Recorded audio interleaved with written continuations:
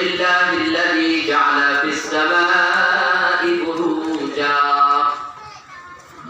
وجعل فيها سراجا وقمرا منيرا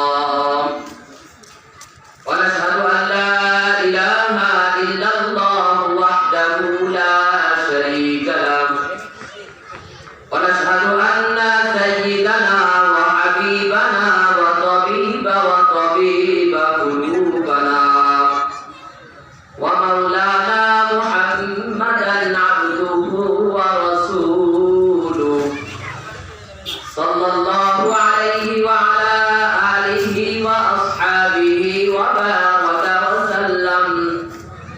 وقال الله تعالى في كلامه المجيد وفرقانه الحميد: أما بعد فأعوذ بالله من الشيطان الرجيم. بسم الله الرحمن الرحيم. وعباد الرحمن الذين يمشون على الأرض هونا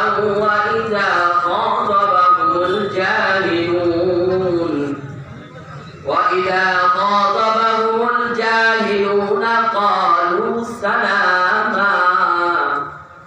وقال رسول الله صلى الله عليه وسلم: قال ما صدقت نفقة وما زاد الله عبدا بعوب إلا عزا وما تواضع أحد الله إلا وضعه الله. صدق الله مولانا العلي العظيم وصدق رسوله النبي الكريم. আলহামদুলিল্লাহ, আমিন সুন্নাহ আতুলপুর মাদ্রাসার উদ্যোগে বার্ষিক ওয়াজ মাহফিল। আজকের মাহফিলে উপস্থিত আছেন আজকের মাহফিলের সভাপতি জনাব মোহাম্মদ আব্দুল হক সাহেব। আজকের মাহফিলে উপস্থিত আছেন আমাদের সকলের প্রিয় মানুষ হযরত মাওলানা মুফতি আনিসুর রহমান সাহেব।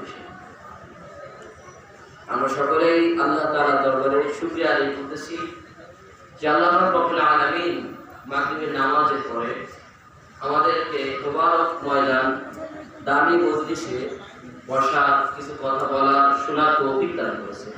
এজন্য সকলে বলি আলহামদুলিল্লাহ। আলহামদুলিল্লাহ। আমি পবিত্র কালামুল্লাহ থেকে একটি আয়াত তেলাওয়াত করেছি এবং আল্লাহ রাসূল সাল্লাল্লাহু আলাইহি ওয়াসাল্লামের অসংখ্য অগণিত হাদিস থেকে একটি হাদিস পাঠ করেছি। আল্লাহ তাআলা তৌফিক দান করলে এর উপরে কিছু আলোচনা করার চেষ্টা করব ইনশাআল্লাহ।